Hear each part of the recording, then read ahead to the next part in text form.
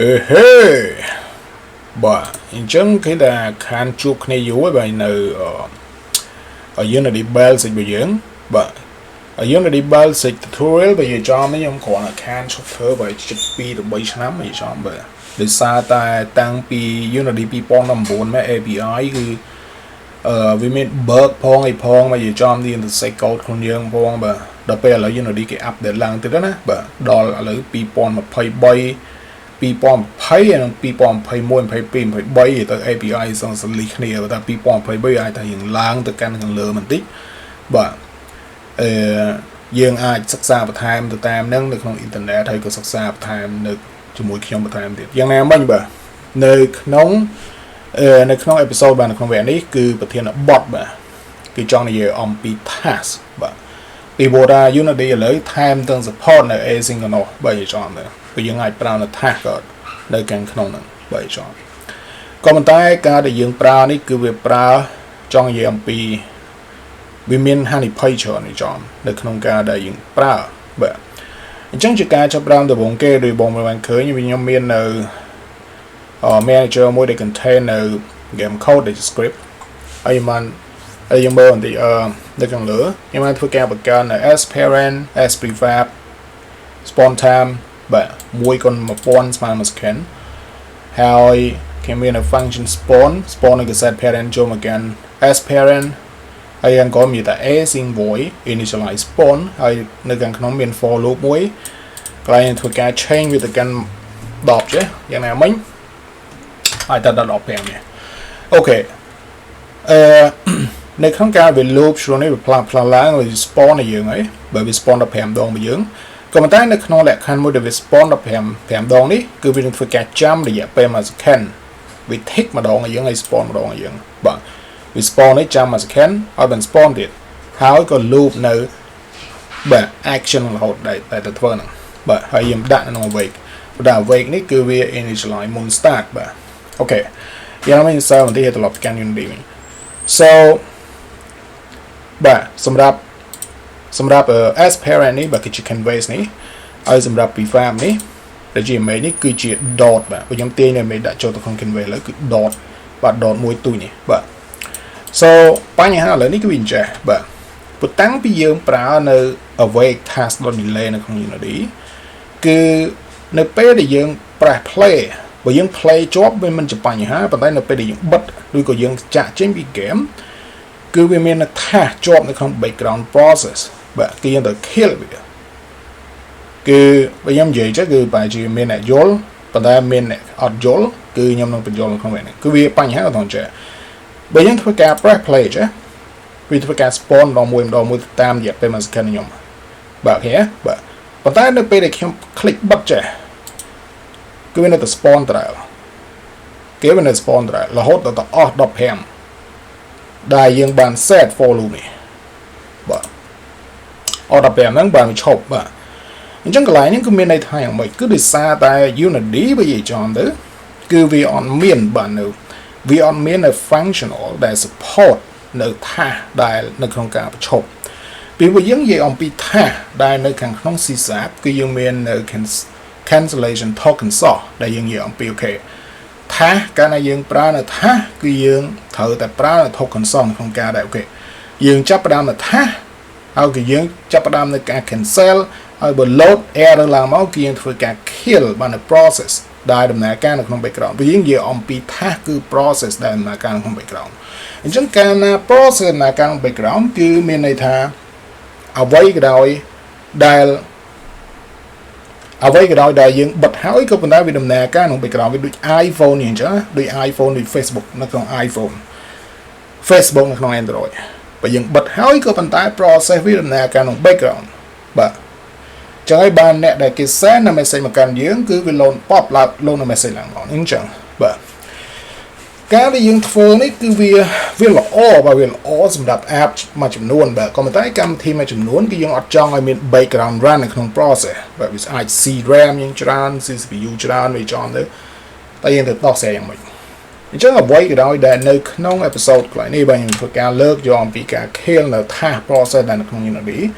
បាទយើងមកចែកជូននៅរៀនបងប្អូនអរគ្នាអញ្ចឹង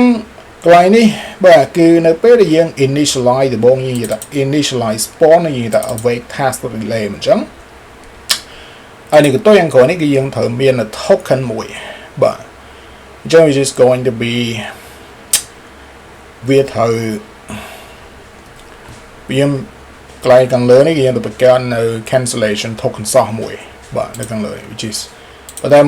money chụp đá nó càng lớn cái dương thì như là which is going to be using system.trading but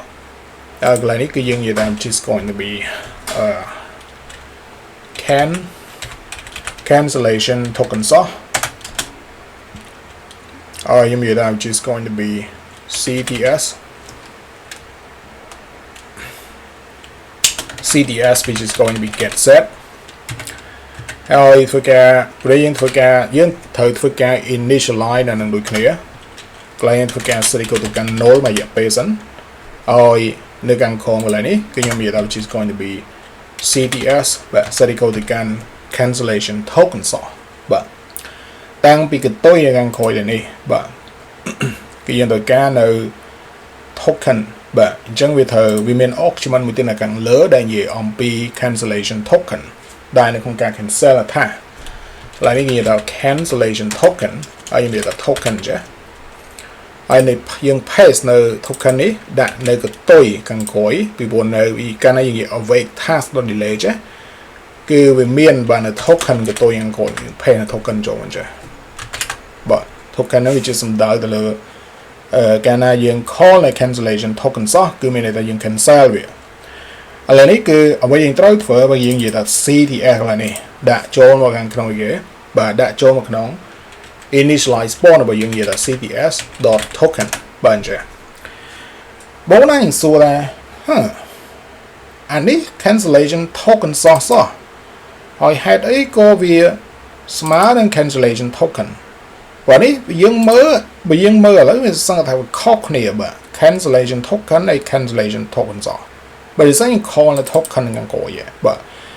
vì bộ tăng bị dân vậy càng lớn như là cancellation token mình chẳng bởi những pan là token cho càng token ai cái này cứ để xa tại ca để dân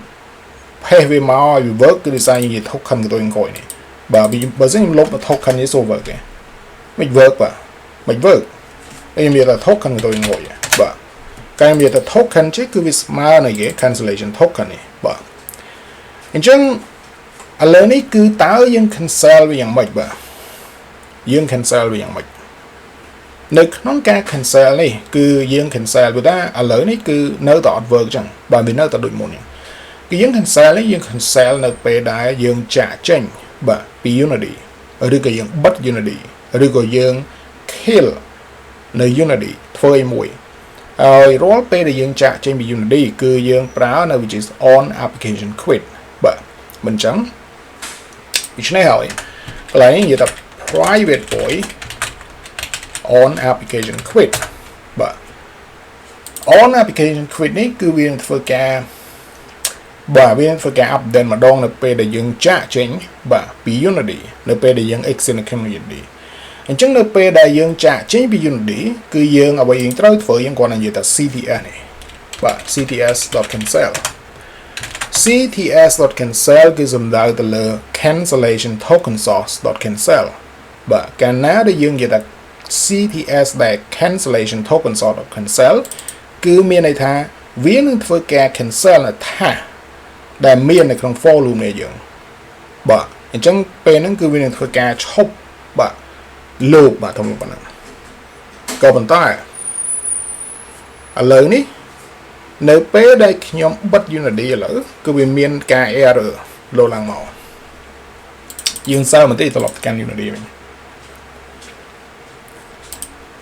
rồi nhóm thôi ca play cho mình lưu của nhóm đó vậy ai bây giờ thì nhóm thôi ca bất lỡ R và cứ bây giờ task cancel back task cancel execute a task was cancelled but a task was cancelled bị chap code bị lại nè máu cứ bị chap code bị lại để await Task.Delay này but anh chẳng cả vì error đó cứ bị chop với cái spawn này dưỡng nào quay để dùng thử spawn thì này but withdraw ណាប៉ុន្តែយើងអត់ចង់ឲ្យវា error តើយើងទៅធ្វើយ៉ាងម៉េចបើយើងអត់ចង់ឲ្យវា error គឺយើងធ្វើការ copy នៅ exception ខាងក្រោយនេះដែលយើងពី task cancellate exception ឃើញទេបាទនៅខាងក្រោមនេះ task cancel exception យើងធ្វើការ copy នៅបែប exception ហ្នឹងហើយយើងធ្វើការចូលមកក្នុង unity វិញហើយនៅក្នុង function នេះគឺយើងនឹងធ្វើការបង្កើតបាននៅក្នុង for loop នេះsorry តោះនៅក្នុង for loop នេះ roll មុននឹងពេល spawn នឹងពេល loop នេះយើងធ្វើការបង្កើតនៅ try ខាង block មួយហើយនៅក្នុង system exception នេះយើងធ្វើការលុបនៅ system exception ចោលដែលយើងនិយាយ which is going to be task cancel exception ហើយយើងធ្វើការ cut បាន spawn awake task.delay នេះយើងមកដាក់នៅក្នុង try អូខេបើសិនជា error មែនគឺវាចាប់ចូលមកកាន់ throw ដែលក្នុង column អញ្ចឹងកន្លែងនេះគឺជាកន្លែងមួយដែលយើងបញ្ចប់កូដនិយាយថាអូខេបើសិនជាវា error មែនវាចាប់ចូលមកកាន់កន្លែងខាតហ្នឹងគឺយើងអ្វីយើងត្រូវធ្វើនិយាយថា break ហើយដូចយើងនិយាយថា break ហើយដូចយើងនិយាយ break ឡើងនេះគឺដោយសារតែវានៅក្នុង for loop បាទមិនអញ្ចឹងពីព្រោះ for loop កាលណាយើងបញ្ឈប់នៅ for loop គឺយើងត្រូវនិយាយថា break បាទបើយើងអត់និយាយថា break ទេគឺបើយើងនិយាយផ្សេងវាមិនទៅ loop ទៅទៀតបើវា loop ទៅទៀតវាមិន error ព្រោះតែថាយើងបាន cancel ហ្នឹងបាទអញ្ចឹងវាមិន error ម្ដងទៀតបាទអញ្ចឹងកាលណាយើងនិយាយថា break មានន័យថាអូខេ spawn ហើយក៏ delay បាទ tick ទៅតាមហ្នឹងបើសិន error ចាប់ចូលមកកាន់ exception ក្នុងក្រុម break ឈប់ធំប៉ុណ្ណឹងអត់មានឡើងទៅទៀតហើយក៏ចប់តែប៉ុណ្ណឹងណែឥឡូវនេះគឺសារបន្តិចហើយត្រឡប់ទៅកាន់ unity វិញឥឡូវនេះគឺអ្វីក៏ដោយគឺនឹងដំណើរការធម្មតាឥឡូវដល់ខ្ញុំ press play ចាខ្ញុំធ្វើការ press play វា spawn ខ្ញុំណា spawn ហើយខ្ញុំឈប់ឥឡូវ boom វាត្រឡប់ដូចដើមវិញបាទដូចនៅអ្វីដែលយើងត្រូវការបាទដូចនៅអ្វីដែលយើងត្រូវការចំបាទអញ្ចឹងនៅក្នុងវគ្គនេះគឺបងប្អូនបានរៀនចេះបាននៅការ spawn ដែលព្រោះថាថានេះវាចំទៅវាបើនិយាយចំទៅបងប្អូនគ្នាវានៅតែល្អជាង I enumerator ពីព្រោះនៅក្នុង unity គឺយើងវាមាននៅ I enumerator នេះបាទ I enumerator wait ដែលយើងនិយាយអំពី float time ហើយនឹងខ្ញុំបរៀនហើយនៅពួកហ្នឹងបាទsystem action និយាយអំពី callback ឡើយនេះបាទខ្ញុំនិយាយទៅខ្ញុំបរៀនតិចអស់ហើយពួកហ្នឹងហើយកន្លែងនេះគឺយើងនិយាយថា yield return wait for second time if callback doesn't equal to null callback dot invoke បាទអញ្ចឹងហើយយើង start code ទៅយើងប្រើនៅ wait នេះមិនអញ្ចឹងបើអត់រយៈពេលប្រហែលនេះធ្វើការ tick ទៅតាមហ្នឹងអាហ្នឹងវាស្រួលបងនិយាយអត់យើងមិនចាំបាច់និយាយថាអូខេ on application quit ដែលមាន cancellation token សោះឬ token HL ឡើងមកអីចំបាទគឺអានេះគឺ code នេះដែលយើងនិយាយអំពីចាំរយៈពេលគឺវគ្គចាស់បាទគឺ float បើយើងនិយាយអំពីកាលណាយើងប្រើនៅ I enumerator wait នេះគឺមានន័យថាបើយើងនិយាយអំពី1ចេះគឺស្មើនឹងគេ1 second តែម្ដងបាទស្មើនឹង1 second តែម្ដងក៏ប៉ុន្តែកាលណាយើងនិយាយអំពី task.delay ចេះនៅក្នុង task.delay គឺអ្វីក៏ដោយវាជាប់ពាក់ព័ន្ធជាមួយនឹង C# console បាទជាប់ពាក់ព័ន្ធជាមួយនឹង C# console អញ្ចឹងកាលណាដែលវាជាប់ពាក់ព័ន្ធជាមួយនឹង C# console វាជាប់ពាក់ព័ន្ធជាមួយនឹង C# original standard lib library វាគឺមានន័យថាមួយអញ្ចឹងបាទមួយអញ្ចឹងគឺអត់បាន1 second ទេត្រូវតែយកមួយនេះកូនឲ្យ1000អញ្ចឹងมันស្មើនឹង1 second បាទអញ្ចឹងវាត្រូវថាបើយើងចង់ set 10 second គឺយើងត្រូវតែយក10អញ្ចឹង10គុណនឹង1000អញ្ចឹងហើយឃើញប្រមាណយកមក set ចូលទៅក្នុងនេះបាទយកតែម្ដងហើយនឹងវាទៅចាំបាទអានោះដាច់ខាតទៅចាំ so I enumerator ខ្ញុំព្រៀនហើយឥឡូវនេះក៏task delay នេះក៏ខ្ញុំព្រៀនហើយនិយាយចំទៅអត់មាននេះទៀត ដូចនេះហើយគឺបងមិនបានចេះទាំងពីរបាទក៏ប៉ុន្តែក៏មិនមានតែប៉ុណ្្នឹងដែរនៅមានច្រើនជាងនឹងទេវិធីក្នុងការធ្វើក៏ប៉ុន្តែខ្ញុំសូមបញ្ជាក់បន្តិចកាលណាបងប្រើនៅ Task.Delay នេះ game ដែលបងដំណើរការគឺ smooth ជាង code ដែលការដែលគេចងក្រងឡើងនៅក្នុង Unity ហេតុអីបានជា smooth ជាងពីព្រោះថា code ដែលគេចងក្រងពីនៅក្នុង Unity មកគឺ code ទាំងអស់នោះភាគច្រើនគឺជា code មួយដែលគេ develop ឡើងហើយគេនិយាយចំទៅវាមានច្រើនវាតែយើងឆ្លងកាត់ពីថាវាដូចអ្នកលក់វាដូចជាអ្នកលក់ម្នាក់អញ្ចឹងបងប្អូនគ្នាបាទតាមធម្មតាយើងចាំមើលអានេះវាបាននិយាយបន្តិចវាដូចជាទូរស័ព្ទដៃមួយបើយើងបើសិនយើងទៅទិញពីក្រុមហ៊ុនមកហ្មងបាទគេតម្លៃថោកបាទតម្លៃថោកបើយើងទិញពីម្នាក់ហ្នឹងមិនឧទាហរណ៍ថាក្រុមហ៊ុនយកមកដាក់ឲ្យលោក D បាទលោក D យកមកដាក់ឲ្យលោក B លោក B យកមកដាក់ឲ្យលោក A លោក A ហើយវាលក្ខណៈវាបន្តគ្នាអញ្ចឹងបាទចង់អញ្ចឹងយើងអត់ដឹងថា IE enumerator ហ្នឹងយើងអត់ដឹងថាមកពីណាវាចង់វាអាចថាចូលទៅជ្រៅមែនតើអញ្ចឹងហើយវាត្រូវការវាត្រូវការនៅ speed computer យ៉ាងលឿនឬក៏វាត្រូវការនៅ CPU យើងលឿននៅក្នុងការកថាបើយកនៅ function យកមកប្រើដើម្បីដំណើរការទៅតាមអញ្ចឹងក៏ប៉ុន្តែបើយើងនិយាយអំពី Task.Delay នេះវាជា function មួយដែលជា standard lib library របស់ C# ចំអានឹងគឺបងមិនដឹងទេ Task.Delay នេះគឺវានៅក្នុង system the threading របស់ task នេះបាទគឺតាំងពីដើមមកខ្ញុំជឿថាបងមិនយល់កន្លែងហ្នឹងអញ្ចឹងកាលណាយើងនិយាយអំពី system